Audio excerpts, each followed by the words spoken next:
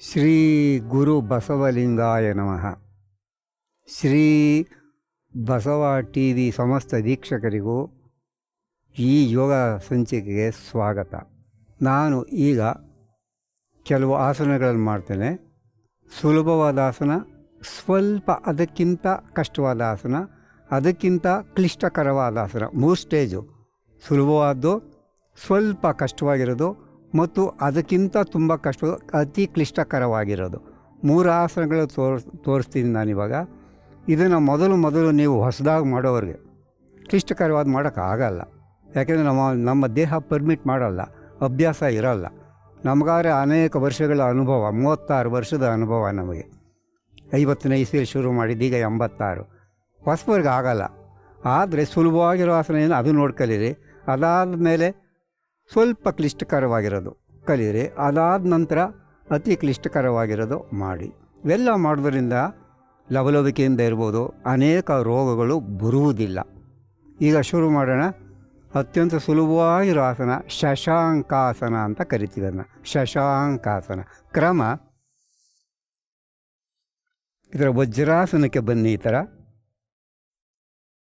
ಪಾದಗಳು ಸೇರಿಸಿ ಈ ಥರ ಕುಳಿತುಕೊಳ್ಳಿ. ಕೈಗಳನ್ನು ಈ ಥರ ಇಟ್ಕೊಳ್ಳಿ, ಕಡ್ಡಿ. ಉಸಿರನ್ನು ಹೊರ ಹಾಕುತ್ತಾ ನಿಧಾನವಾಗಿ ಮುಂದೆ ಬಾಗಿ, ನಿಧಾನ.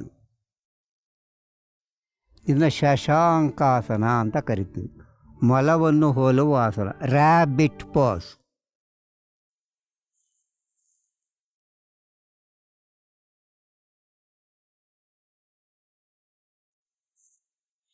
ಉಸಿರನ್ನು ತಗೊಳ್ತಾ ಮೇಲಕ್ಕೆ ಬನ್ನಿ.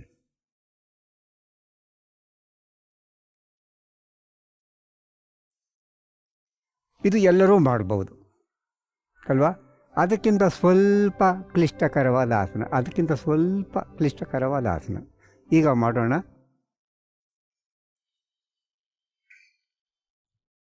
ಬದ್ಧ ಪದ್ಮಾಸನ ಅಂತ ಕರಿತೀವಿ ಇದನ್ನು. ಅದಕ್ಕಿಂತ ಸ್ವಲ್ಪ ಕಷ್ಟವಾಗಿರೋ ಆಸನ, ಅದೇ ಅರ್ಧ ಬದ್ಧ ಪದ್ಮಾಸನ ಅಂತ ಕರಿತೀವಿ. ಈ ಥರ ಇಟ್ಕೊಳ್ಳಿ. ಎಡಗಡೆ ಪಾದನ ಎಡಗಡೆ ಕೈಯಿಂದ ಈ ಥರ ಹಿಂದಿನಿಂದ ಇಟ್ಕೊಳ್ಳಿ. ಬಲಹಸ್ತನ ಈ ಎಡಗಡೆ ತೊಡೆ ಹತ್ರ ಇಟ್ಕೊಳ್ಳಿ. ಹಿಂದೆ ನೋಡಿ.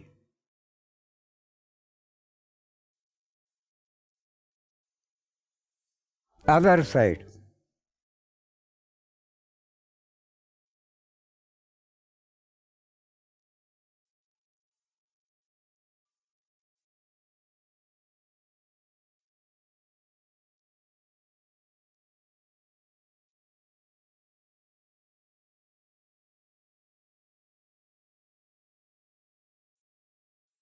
ಈ ಆಸನ ಮಾಡೋದ್ರಿಂದ ಸೊಂಟ ನೋವು ಸ್ವಲ್ಪ ತಿರ್ಚೋಗ, ಮುಂದೆ ಆ ನೋವು ಬರಲ್ಲ.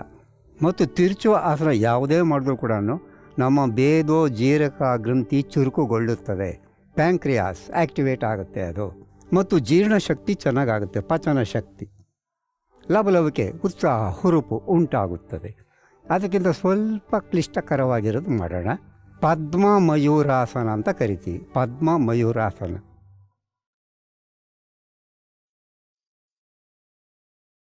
ಪದ್ಮಾಸನದಲ್ಲಿರಿ. ಕೈಗಳನ್ನು ಈ ಥರ ಇಟ್ಕೊಳ್ಳಿ. ನೇಲೆತ್ತಿ ಹೊಕ್ಕಳ ಹತ್ರ ಬರಲಿ. ಮಡಚಿದ ಮೊಣಕೈ.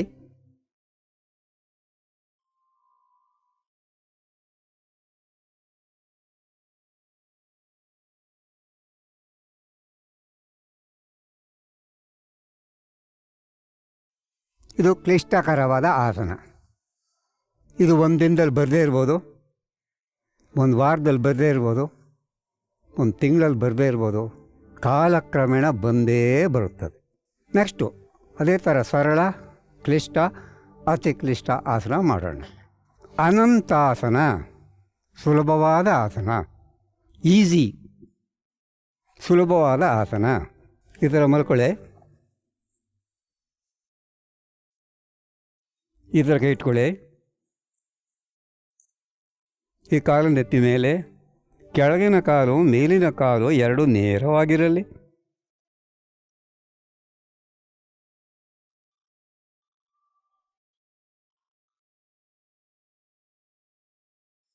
ನಿಧಾನವಾಗಿ ಕಾಲುಗಳನ್ನು ಕೆಳಗಡೆ ಬಿಡಿ. ನಿಧಾನದ ಮೇಲೆದ್ದೇಳಿ. ಅನಂತಾಸನ ಅಥವಾ ಅನಂತ ಪದ್ಮನಾಭಾಸನ, ಅನಂತ ಶಯನಾಸನ ಅಂತಲೂ ಕರಿತೀವಿ ಇದನ್ನು. ಕಾಲಿನ ಪಿಡಿಸುತನ ಹೋಗುತ್ತೆ ಇದು. ಅದಕ್ಕಿಂತ ಸ್ವಲ್ಪ ಕ್ಲಿಷ್ಟಕರವಾದ ಆಸನ ಮಾಡೋಣ. ಪರ್ವತಾಸನ ಅಂತ ಕರಿತೀವಿ ಇದನ್ನು. ಪರ್ವತಾಸನ.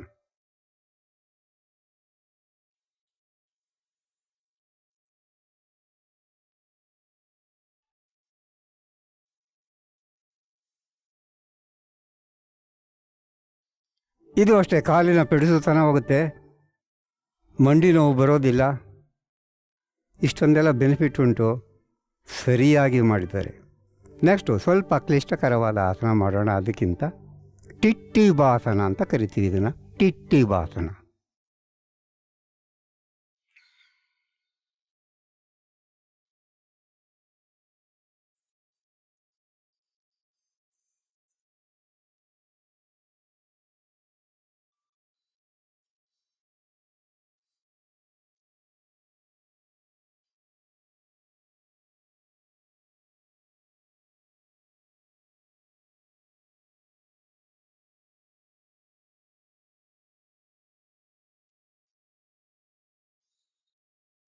ಈ ಆಸನ ಮಾಡೋದ್ರಿಂದ ಅಷ್ಟೇ ಜೀರ್ಣಶಕ್ತಿ ಚೆನ್ನಾಗಾಗುತ್ತೆ, ಕಾಲಿನ ಪಿಡಿಸುತನ ಹೋಗುತ್ತೆ.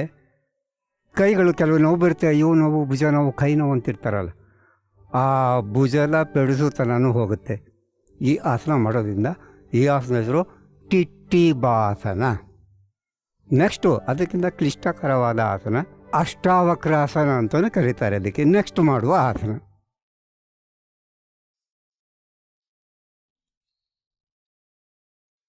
ಎಡಪಾಲ ಈ ಥರ ಇರಲಿ, ಬಲಗಾಲು ಈ ಥರ ಇಟ್ಕೊಳ್ಳಿ. ಬಲಗೈಯಿಂದ ಎಡಪಾದವನ್ನು ಹಿಡಿದರೆ ತಲೆಯನ್ನು ತೂರಿಸಿ ಈ ಥರ.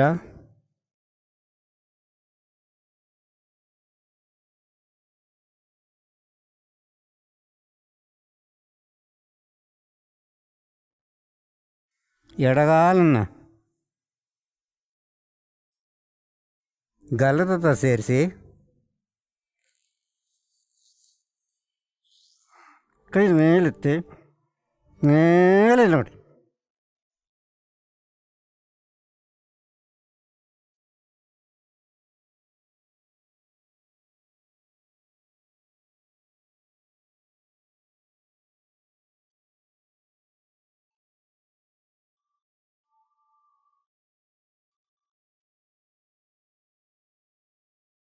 ಇನ್ನೂ ಒಂದು ಸರಳವಾದ ಆಸನ ಮಾಡೋಣ.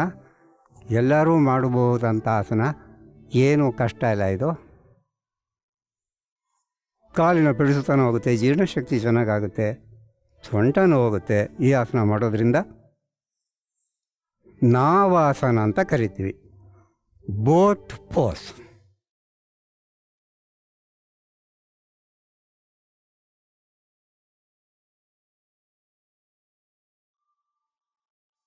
ಇದು ಅಷ್ಟೇ, ಪಿಡಿಸುತನ ಹೋಗುತ್ತೆ. ಅನೇಕ ಆಸನದಿಂದ ಸ್ಟಿಫ್ನೆಸ್, ಜಡತ್ವ ಹೋಗುತ್ತೆ ಇಷ್ಟು ಟಚ್ ಮಾಡೋದ್ರಿಂದ, ನೇರ ಮಾಡೋದ್ರಿಂದ. ನಾವಾಸನ ಅಂತ ಕರಿತೀವಿ. ಆದರೆ ಇನ್ನೂ ಒಂದು ಮೆಥಡ್ ಉಂಟು, ಇನ್ನೂ ಒಂದು ವೆರೈಟಿ ಉಂಟು. ಈ ಥರ ಇಟ್ಕೊಳ್ಳಿ, ಸ್ವಲ್ಪ ಹಿಂದಕ್ಕೆ ಹೋಗಿ,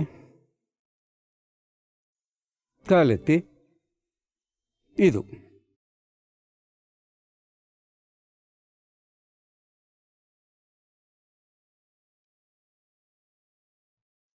ಬೆನ್ನು ನೋವು, ಸೊಂಟ ನೋವು, ಕಾಲು ನೋವು, ಪಿಡಿಸುತನ ಎಲ್ಲ ಹೋಗುತ್ತೆ ಈ ಆಸನ ಮಾಡೋದ್ರಿಂದ. ನೆಕ್ಸ್ಟು ಒಂದು ಸ್ವಲ್ಪ ಅದಕ್ಕಿಂತ ಕ್ಲಿಷ್ಟಕರವಾದ ಆಸನ ಅಧೋಮುಖ ಟಿಟ್ಟಿಬಾಸನ. ಅಧೋಮುಖ ಟಿಟ್ಟಿಬಾಸನ ಕ್ರಮ.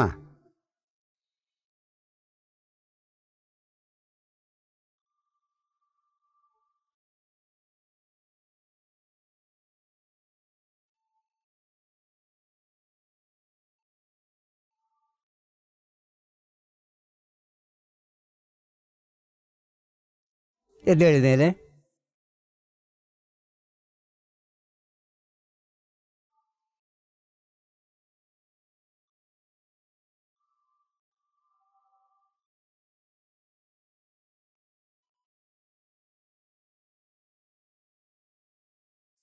ಸೊಂಟಕ್ಕೆ ಬಹಳ ಒಳ್ಳೆಯ ಆಸನ.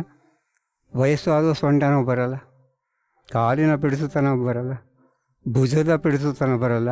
ಈ ಆಸನ ಮಾಡೋದ್ರಿಂದ ಅಧೋಮುಖ ಟಿಟ್ಟಿಬಾತನ ಈ ಆಸನದ ಹೆಸರು. ನೆಕ್ಸ್ಟ್ ಮಾಡುವ ಆಸನ ಸರ್ಪಾಸನ ಅಂತ ಕರಿತೀವಿ. ಅದು ಸ್ವಲ್ಪ ಕ್ಲಿಷ್ಟಕರವಾದ ಆಸನ, ಡಿಫಿಕಲ್ಟ್ ಆಸನ, ಅಡ್ವಾನ್ಸ್ಡ್ ಆಸನ. ಕ್ರಮ: ಒಂದು ಕಾಲನ್ನು ತೆಗೆದು ಕುತ್ತಿಗೆ ಹಿಂಭಾಗಕ್ಕೆ ಹಾಕಿ,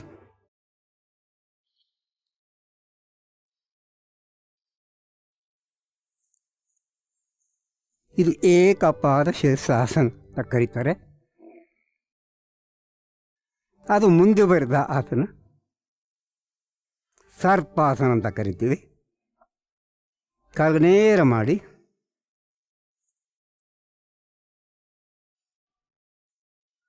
ಕೈಗಳನ್ನು ಈ ಥರ ಇಟ್ಕೊಳ್ಳಿ. ಕೈಗಳನ್ನು ಮೇಲೆತ್ತಿ, ಸ್ವಲ್ಪ ಕಾಲ ನೆಲ್ಲಿ.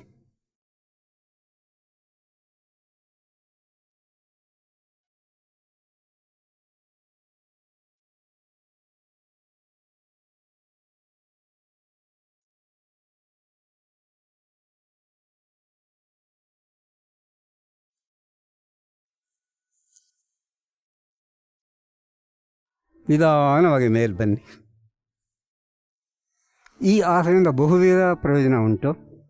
ಸೊಂಟ ನೋವು, ಬೆನ್ನೋವು, ಭುಜದ ನೋವು, ತಲೆನೋವು, ಪಾದದ ನೋವು, ಈ ಆ್ಯಂಕಲ್ ಜಾಯಿಂಟ್ ಇವೆಲ್ಲ ಕೂಡ ನಿವಾರಣೆ ಆಗುತ್ತೆ ಏನಾದ್ರು ತೊಂದರೆ ಇದ್ದರೆ.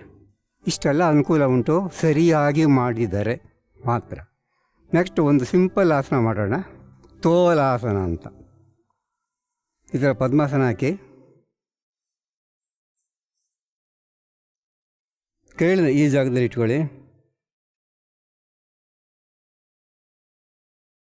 ಮೇಲೆ ಎತ್ತಿ ದೇಹನ ಪದ್ಮಾಸನದಿಂದ. ಇದು ತೋಲಾಸನ ಅಂತ.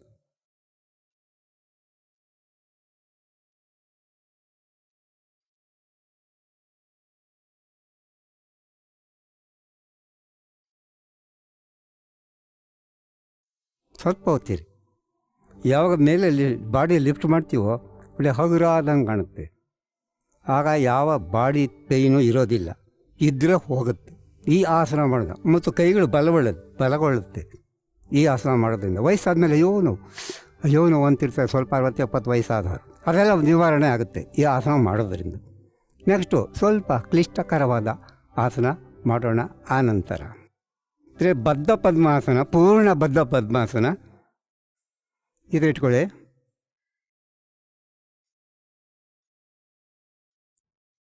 ಈ ಪಾದ ಇಟ್ಕೊಳ್ಳಿ. ಸ್ವಲ್ಪ ತಿರಿ ಬೆನ್ನೇರ ಮಾಡಿ ಪೂರ್ಣ ಬದ್ಧ ಪದ್ಮಾಸನ. ಅಲ್ಲಿ ಪ್ರದಕ್ಷಿಣೆ, ಚಾಲನೆ,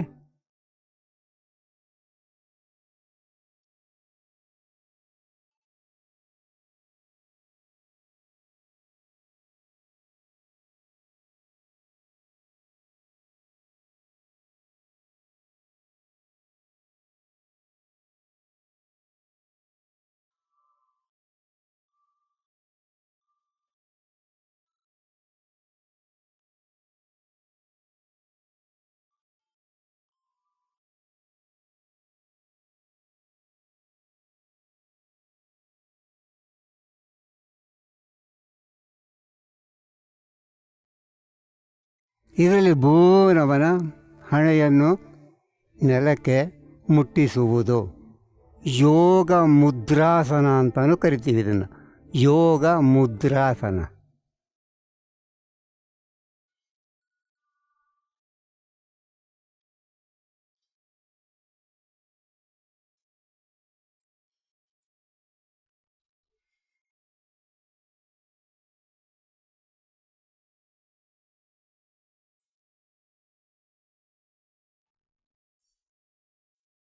ಈ ಆಸನ ಮಾಡೋದರಿಂದ ಸೊಂಟ ನೋವು, ಬೆನ್ನೋವು ಮತ್ತು ಜೀರ್ಣಶಕ್ತಿ ಚೆನ್ನಾಗಾಗುತ್ತೆ ಮತ್ತು ವಿಸರ್ಜನಾಂಗ ಕ್ರಿಯೆ ಚೆನ್ನಾಗಾಗುತ್ತೆ ಈ ಆಸನ ಮಾಡೋದರಿಂದ.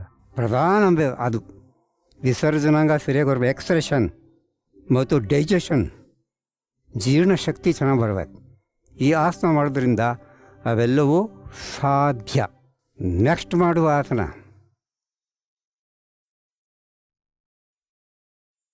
ಕಾಲಭೈರವಾಸನ. ಕಾಲಭೈರವ ಆಸನ ಕ್ರಮ. ಒಂದು ಕಾಲನ್ನು ತಗೊಂಡು ಈ ಥರ ಕುತ್ತಿಗೆ ಹಿಂದ್ಗಡೆ ಹಾಕಿ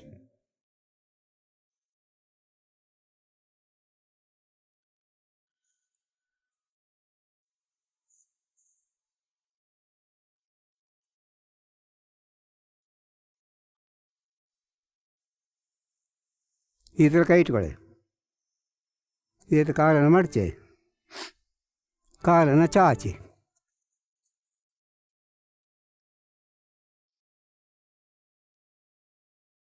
ಪಾದ ಹಸ್ತ ಒಂದೇ ನೇರದಲ್ಲಿ ಇರಬೇಕು. ಕೈಗಳನ್ನು ಮೇಲೆತ್ತಿ, ಮೇಲೆ ನೋಡಿ. ಕಾಲಭೈರವಾಸನ.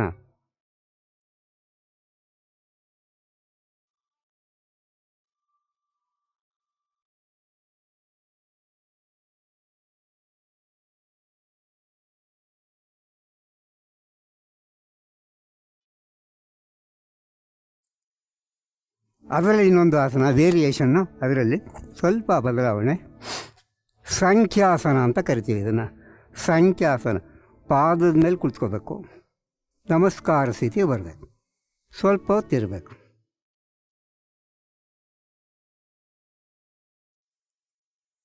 ಇದನ್ನೇ ಸ್ಥಿರಂ ಸುಖಂ ಆಸನಂ. ಏನು ಪತಂಜಲಿ ಮಹರ್ಷಿ ಹೇಳಿದ್ದಾರೆ, firm and comfortable posture is ಆಸನ. ದಿಸ್ ಆಸನ ಈಸ್ ವೆರಿ ಡಿಫಿಕಲ್ಟ್ ಆಸನ. ಅನೇಕ ವರ್ಷಗಳ ಅಭ್ಯಾಸದಿಂದ ಮಾತ್ರ ಮಾಡೋಕ್ಕೆ ಸಾಧ್ಯ. ಅಸಾಧ್ಯ ಯಾವುದೂ ಅಲ್ಲ.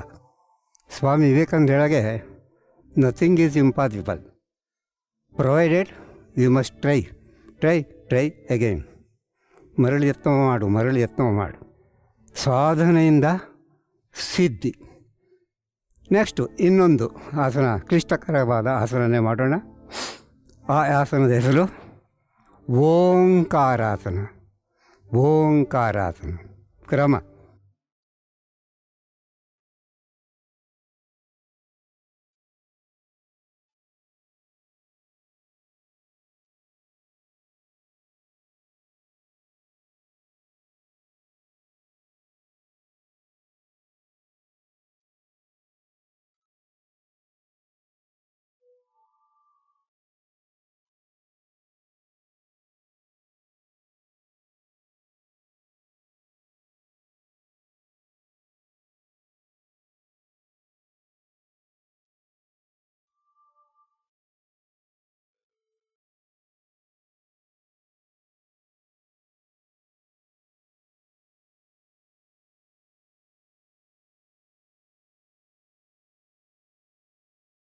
ಓಂಕಾರಾಸನ.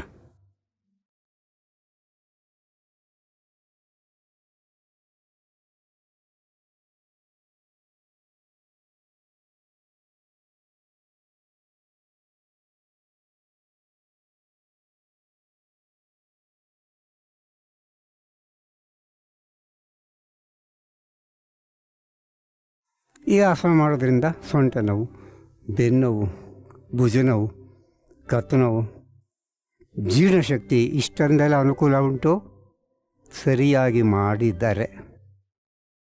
ನೆಕ್ಸ್ಟ್ ಮಾಡುವ ಆಸನ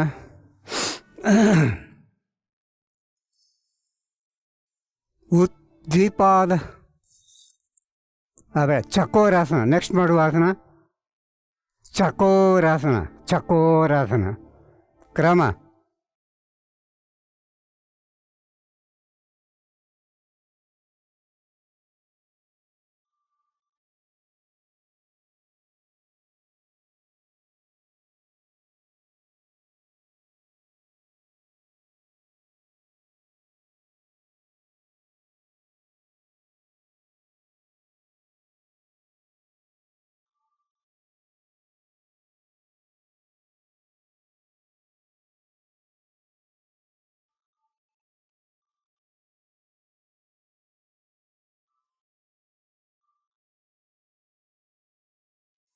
ಈ ಆಸನ ಕಾಲಿನ ಪಡಿಸುತ್ತನ ಜೀರ್ಣಶಕ್ತಿ ಮತ್ತು ಭುಜದ ಪಿಡಿಸುತನ ಇವೆಲ್ಲವೂ ಹೋಗುತ್ತದೆ. ನೆಕ್ಸ್ಟ್ ಮಾಡುವ ಆಸನ ಕೂರ್ಮಾಸನ, ಟಾರ್ಟಾಯ್ಸ್ ಪೋಸ್ಚರ್.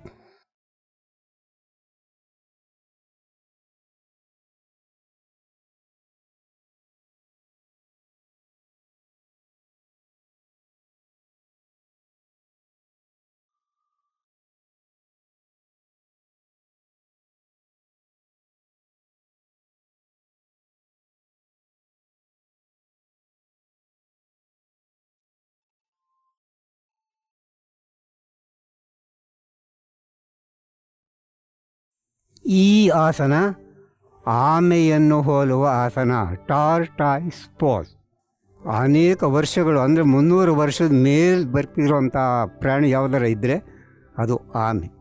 360 ವರ್ಷ ಬದುಕಿತ್ತು ಕಲ್ಕತ್ತಾ ಮ್ಯೂಸಿಯಮಲ್ಲಿ. ಪೇಪರಲ್ಲಿ ಟಿ ವಿಲೆಲ್ಲ ಬಂದಿತ್ತು ಹಲವು ವರ್ಷಗಳಿಗೆ ಮೊದಲು. ಅದರಲ್ಲೇ ಸ್ವಲ್ಪ ವೇರಿಯೇಷನು, ಅದರಲ್ಲೇ ಸ್ವಲ್ಪ ಬದಲಾವಣೆ. ಸುಪ್ತ ಕೂರ್ಮಾಸನ ಕ್ರಮ.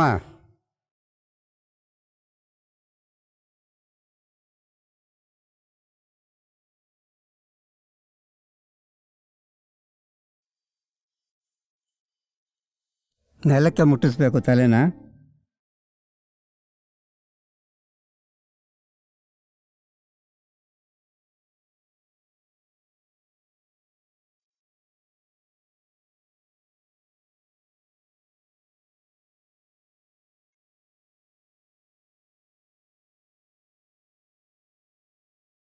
ಈ ಆಸನದ ಹೆಸರು ಸುಪ್ತ ಕೂರ್ಮಾಸನ.